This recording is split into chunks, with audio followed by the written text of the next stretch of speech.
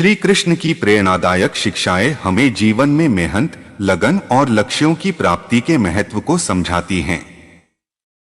महाभारत और भगवद गीता में उनके उपदेश जीवन के हर क्षेत्र में सफलता प्राप्त करने के लिए मार्गदर्शक हैं। श्री कृष्ण का कहना है कि व्यक्ति को अपने कर्म पर ध्यान देना चाहिए और फल की चिंता किए बिना उसे पूरी लगन और मेहनत से करना चाहिए। कर्मण्येवाधिकारस्ते मा फलेषु कदाचन का अर्थ है कि व्यक्ति का अधिकार केवल कर्म करने पर है, फल पर नहीं। यह शिक्षा हमें निरंतर प्रयास करते रहने की प्रेरणा देती है, चाहे परिस्थितियां कैसी भी हों। श्री कृष्ण हमें सिखाते हैं कि सच्ची लगन का अर्थ है समर्पण और धैर्य। जब तक हम अपने कार्य में पूरी तरह समर्पित नहीं होते, तब तक सफलता की उम्मीद नहीं कर सकते। यही नहीं, धैर्य के साथ कठिनाइयों का सामना करना और हर असफलता से सीखना भी अत्यंत आवश्यक है। इस प्रकार जीवन में मेहनत, लगन और दृढ़ संकल्प के साथ आगे बढ़ने से सफलता निश्चित है। श्री कृष्ण के उपदेश हमें इस बात का बोध कराते हैं कि सच्चा योद्धा वही है जो हर चुनौती का सामना साहस और संयम के साथ करता है और अपने लक्ष्य की ओर लगातार बढ़ता रहता है। धैर्य रखना एक महत्वपूर्ण गुण है जो हमें जीवन में सफल और शांतिपूर्ण बनाता है। धैर्य का अर्थ है कठिनाइयों और प्रतिकूलताओं के बावजूद अपने लक्ष्य की ओर निरंतर बढ़ते रहना। श्री कृष्ण के उपदेशों के अनुसार धैर्य रखने के लिए निम्नलिखित बातें महत्वपूर्ण हैं। कर्म पर ध्यान दें, फल पर नहीं। श्री कृष्ण ने भगवद गीता में कहा है, कर्मण्येवाधिकारस्ते मा फलेषु कदाचन। इसका मतलब है कि हमें अपने कार्य पर ध्यान देना चाहिए, न कि उसके परिणाम पर। जब हम परिणाम की चिंता छोड़ देते हैं तो धैर्य रखना आसान हो जाता है। स्वयं पर विश्वास रखें। धैर्य रखने के लिए आत्मविश्वास बहुत जरूरी है। हमें यह विश्वास रखना चाहिए कि हमारे प्रयास सही दिशा में जा रहे हैं और समय आने पर हमें सफलता अवश्य मिलेगी। अनुभवों से सीखें। धैर्य का मतलब यह नहीं है कि हम सिर्फ प्रतीक्षा करें, बल्कि हमें अपने अनुभवों से सीखते रहना चाहिए और अपनी गलतियों को सुधारते हुए आगे बढ़ना चाहिए। असफलताओं को सीखने का एक माध्यम समझें और उनमें निराश न हो। धैर्य रखना कोई एक दिन की प्रक्रिया नहीं है, बल्कि यह लगातार अभ्यास से आता है। श्री कृष्ण के उपदेश हमें सिखाते हैं कि जीवन में धैर्य और संयम ही हमें सच्ची सफलता की ओर ले जाते हैं। धैर्य बनाए रखने के लिए आपको मानसिक स्थिरता, आत्मनियंत्रण और सकारात्मक सोच का अभ्यास करना पड़ता है। धैर्य जीवन की चुनौतियों का सामना करने में मदद करता है और सफलता की ओर निरंतर बढ़ने का मार्ग प्रशस्त करता है। इसे बनाए रखने के लिए आप निम्नलिखित कदम अपना सकते हैं। सकारात्मक दृष्टिकोण बनाए रखें। सकारात्मक सोच धैर्य बनाए रखने में महत्वपूर्ण भूमिका निभाती है। हर परिस्थिति में अच्छी बातों पर ध्यान दें। कठिन समय में भी आशा बनाए रखें और यह विश्वास करें कि हालात बेहतर होंगे। छोटे छोटे लक्ष्यों को पूरा करके अपनी उपलब्धियों का जश्न मनाएं। इससे आत्मविश्वास और धैर्य दोनों बढ़ते हैं। कठिनाइयों को स्वाभाविक मानें। जीवन में उतार चढ़ाव स्वाभाविक हैं। यह समझें कि कठिनाइयां भी जीवन का हिस्सा हैं और वे आपकी परीक्षा लेने के लिए आती हैं। जब आप यह स्वीकार कर लेते हैं तो धैर्य रखना आसान हो जाता है। यह याद रखें कि हर संघर्ष आपके व्यक्तित्व को निखारने का एक अवसर है। आत्मनियंत्रण का अभ्यास करें। धैर्य बनाए रखने के लिए आत्मनियंत्रण जरूरी है। जब भी आपको गुस्सा आए या अधीरता महसूस हो, गहरी सांस लें और प्रतिक्रिया देने से पहले रुकें। यह अभ्यास आपको तुरंत शांत कर देगा और स्थिति को सोच समझकर संभालने में मदद करेगा। क्रोध या निराशा की स्थिति में अपनी भावनाओं को नियंत्रित करने की कला सीखें। ध्यान और योग का अभ्यास करें। ध्यान, मेडिटेशन और योग मानसिक शांति प्रदान करते हैं और धैर्य बनाए रखने में मदद करते हैं। प्रतिदिन कुछ समय ध्यान और प्राणायाम करने से आपके मन और शरीर में संतुलन बना रहता है। इससे आप छोटी छोटी बातों पर विचलित नहीं होंगे और धैर्यपूर्वक परिस्थितियों का सामना कर पाएंगे। प्रक्रिया पर भरोसा रखें। जीवन की हर प्रक्रिया को समझने और स्वीकार करने की कोशिश करें। सफलता में समय लगता है और आपको यह मानकर चलना चाहिए कि समय के साथ सब कुछ सही दिशा में जाएगा। सब्र का फल मीठा होता है कि कहावत को अपने जीवन में उतारें और यह यकीन रखें कि लगातार प्रयास और धैर्य से परिणाम अवश्य मिलेंगे। खुद को याद दिलाएं कि बदलाव समय लेता है। चाहे किसी आदत को बदलना हो या किसी बड़े लक्ष्य को पाना हो, बदलाव समय लेता है। इस तथ्य को समझकर आप जल्दबाजी से बच सकते हैं। जब आपको लगे कि आप असफल हो रहे हैं, तो अपने अब तक के सफर की समीक्षा करें और छोटे छोटे सुधारों पर ध्यान दें। अपनी संगत का ध्यान रखें। आप जिन लोगों के साथ रहते हैं, उनका आपके धैर्य पर गहरा प्रभाव पड़ता है। सकारात्मक और प्रेरणादायक लोगों की संगत में रहें, जो आपको कठिन समय में भी प्रोत्साहित करें और धैर्य बनाए रखने में मदद करें।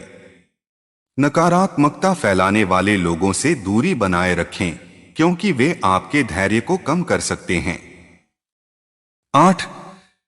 खुद को समय दें। कभी कभी धैर्य बनाए रखने के लिए खुद को समय देना भी जरूरी होता है।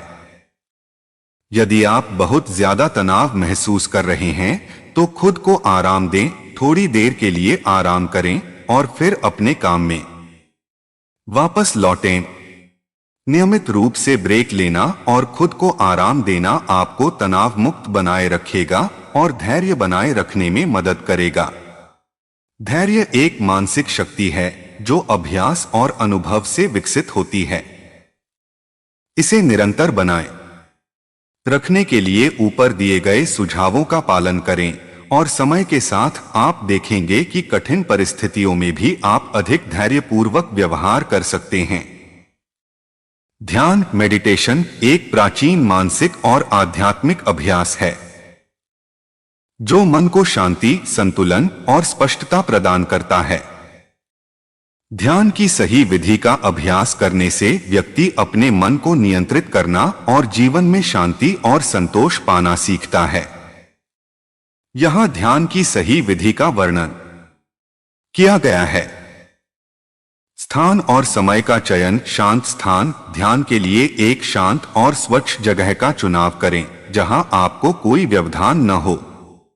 यह जगह आपके घर का कोई कोना, बगीचा या कोई अन्य शांत स्थल हो सकता है। समय। ध्यान करने का सबसे अच्छा समय सुबह का है, क्योंकि यह समय मन और वातावरण दोनों के लिए शांतिपूर्ण होता है। यदि सुबह संभव नहीं है, तो आप दिन में किसी भी समय ध्यान कर सकते हैं। ध्यान रखें कि इसे रोज एक ही समय पर करने से अनुशासन बना रहता है। आरामदायक मुद्रा, पोजीशन मुद्रा। ध्यान के लिए आप सुखासन, पद्मासन या वज्रासन में बैठ सकते हैं। यदि आप इन आसनों में लंबे समय तक नहीं बैठ पाते, तो कुर्सी पर बैठकर भी ध्यान कर सकते हैं। ध्यान रहे कि रीढ़ की हड्डी सीधी होनी चाहिए और शरीर पूरी तरह से आराम की स्थिति में होना चाहिए। हाथों की स्थिति। अपने हाथों को घुटनों पर रखें, हथेलियां ऊपर की ओर हों। आप ज्ञान मुद्रा, अंगूठे और तर्जनी अंगुली को मिलाकर में भी बैठ सकते हैं।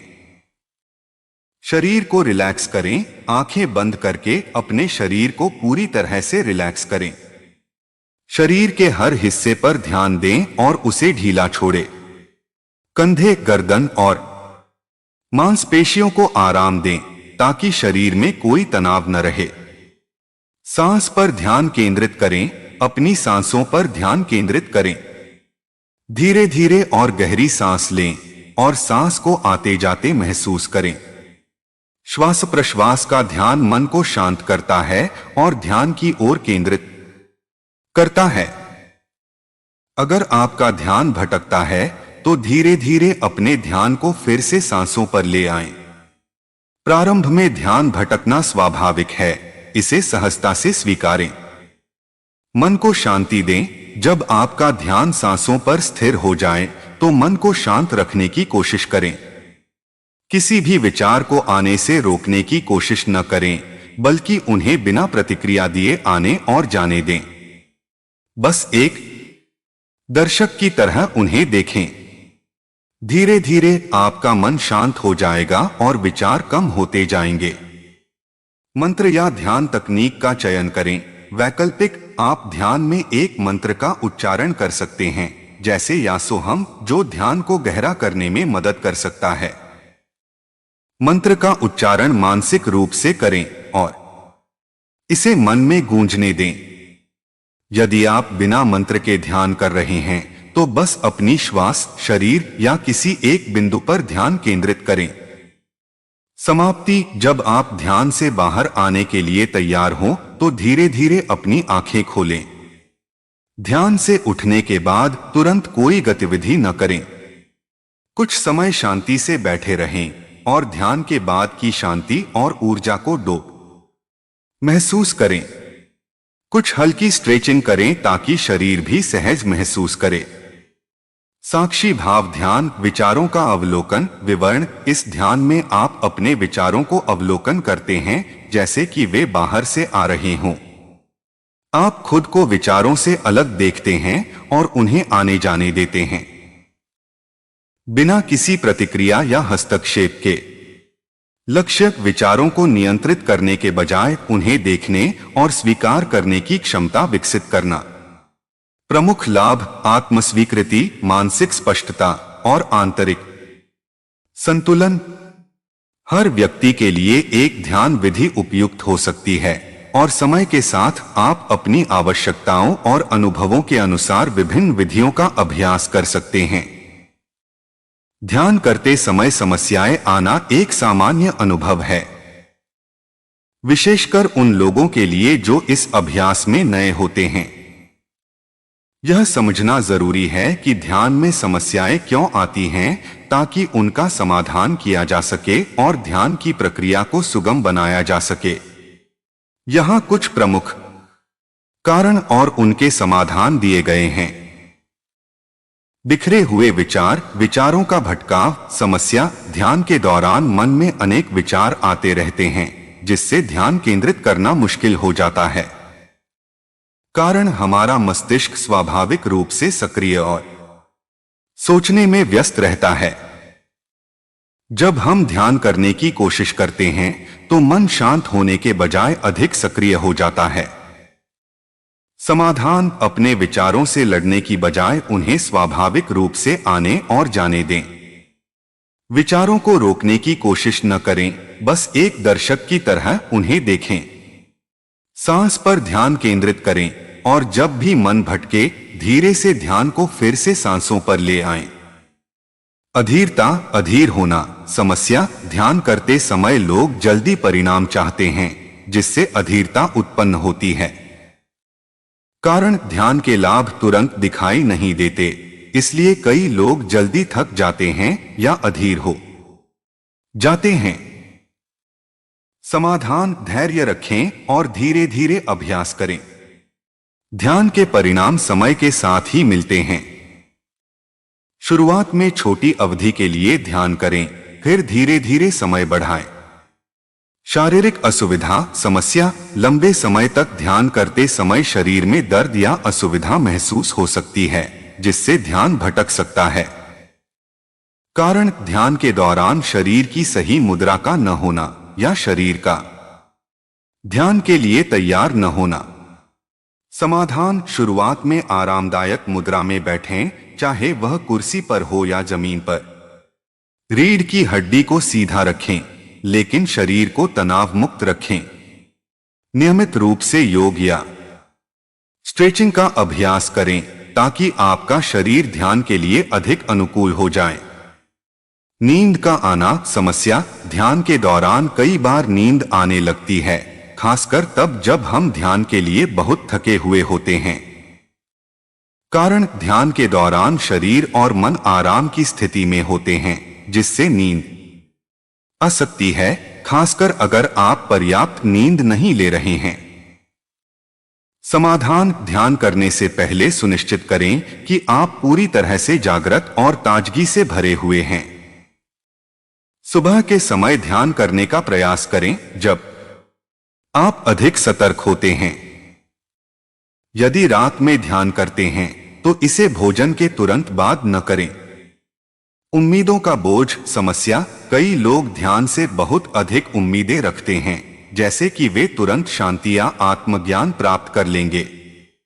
कारण ध्यान के बारे में गलत धारणाएं और अधिक उम्मीदें। समाधान। ध्यान को बिना किसी उम्मीद के करें। इसे एक प्रक्रिया के रूप में देखें जिसमें समय लगता है। ध्यान का मुख्य उद्देश्य सिर्फ शांति और संतुलन प्राप्त करना है, न कि कोई विशेष अनुभव प्राप्त करना। व्याकुलता, बाहरी अवरोध समस्या। बाहरी शोर, वातावरण या अन्य विक्षेप ध्यान के दौरान मन को भटका सकते हैं। कारण ध्यान के लिए उपयुक्त वातावरण का न होना। समाधान। एक शांत और आरामदायक स्थान का चुनाव करें जहां बाहरी शोर या व्यवधान न हो। यदि शांति संभव नहीं हो तो सफेद शोर, व्हाइट नॉइज या हल्का संगीत सुनकर ध्यान की प्रक्रिया को सुगम बना सकते हैं। ध्यान में रुचि की कमी समस्या। कई बार ध्यान करते समय व्यक्ति को ऊब महसूस होती है या रुचि नहीं रहती। कारण ध्यान का सही तरीका न जानना या पर्याप्त अभ्यास न करना।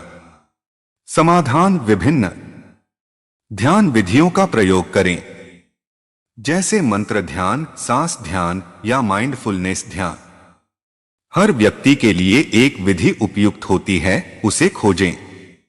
शुरुआत में छोटे समय के लिए ध्यान करें और धीरे धीरे इसे बढ़ाएं। भावनात्मक अस्थिरता समस्या। ध्यान के दौरान पुराने भावनात्मक अनुभव उभर सकते हैं, जिससे असुविधा हो सकती है। कारण ध्यान से मन के गहरे कोनों में दबे हुए भावनात्मक घाव सामने आ सकते हैं। समाधान। इन भावनाओं को स्वीकार करें और उनसे बचने की कोशिश न करें। समय के साथ ये भावनाएं शांत हो जाएंगी।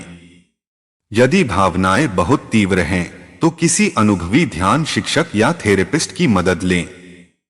ध्यान एक अभ्यास है जिसे नियमितता और धैर्य के साथ किया जाना चाहिए। शुरुआत में आने वाली समस्याओं को स्वाभाविक मानकर उन्हें स्वीकार करें और धीरे धीरे अपने अभ्यास को सुधारें।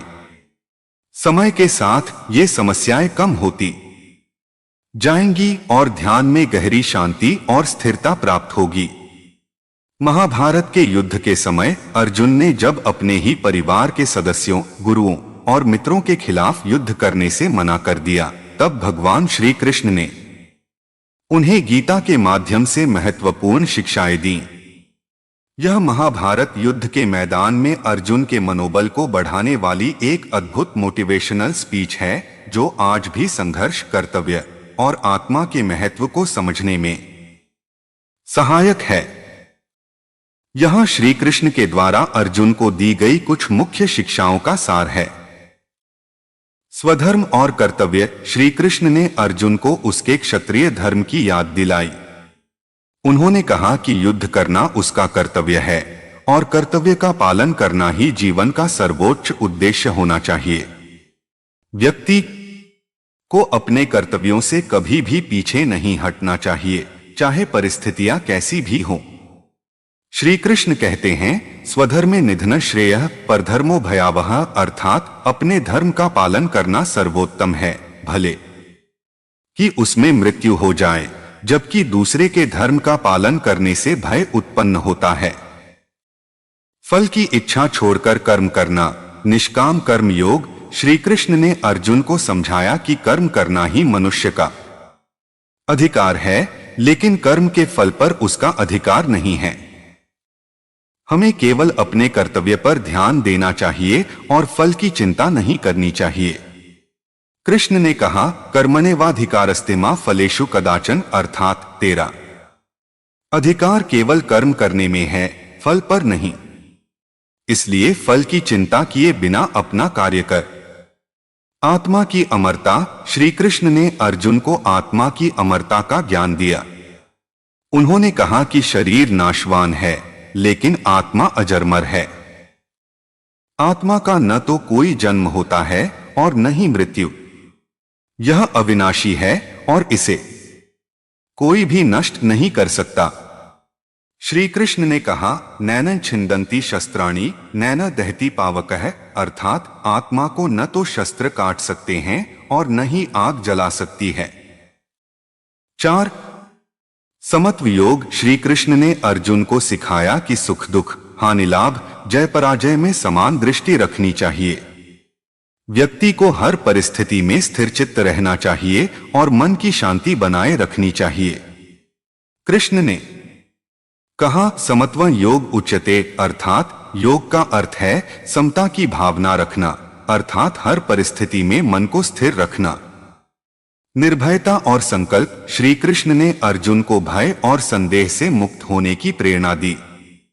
उन्होंने अर्जुन को निर्भीक होकर अपने संकल्प पर डटे रहने की सलाह दी। युद्ध में सफल होने के लिए आत्मविश्वास और निडरता आवश्यक है। श्री कृष्ण कहते हैं, युद्धाय कृत निश्चयः, अर्थात युद्ध करने का दृढ़ निश्चय कर, क्योंकि केवल दृढ़ संकल्प और साहस से ही विजय प्राप्त होती है। मोह और अज्ञान का त्याग। अर्जुन मोह और अज्ञान के कारण अपने कर्तव्य से पीछे हट रहा था। श्री कृष्ण ने उसे मोह और अज्ञान से ऊपर उठने का मार्ग दिखाया और उसे सच्चे ज्ञान का उपदेश दिया। उन्होंने कहा कि जब तक हम मोह और अज्ञान से घिरे रहते हैं, तब तक हम अपने वास्तविक कर्तव्यों को नहीं समझ पाते।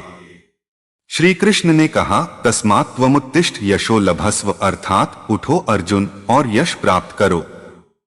सर्वश्रेष्ठ लक्ष्य की प्राप्ति। श्री कृष्ण ने अर्जुन को समझाया कि इस जीवन का अंतिम उद्देश्य आत्म साक्षात्कार और परमात्मा की प्राप्ति है। इसके लिए हमें अपने जीवन को धर्म, कर्तव्य और समर्पण के मार्ग पर चलाना होगा। श्री कृष्ण ने कहा, मां अनुस्मर युध्य च, अर्थात मुझे स्मरण करते हुए युद्ध करो। जो व्यक्ति परमात्मा का ध्यान रखते हुए अपना कार्य करता है, वही सबसे श्रेष्ठ लक्ष्य प्राप्त करता है। अहंकार और स्वार्थ का त्याग। श्री कृष्ण ने अर्जुन को अहंकार और स्वार्थ छोड़ने की शिक्षा दी। उन्होंने उसे यह समझाया कि वह सिर्फ एक साधन है और परमात्मा ही सब कुछ करने वाला है। अपने कर्तव्यों को डोट ईश्वर की इच्छा समझकर निस्वार्थ भाव से करना चाहिए।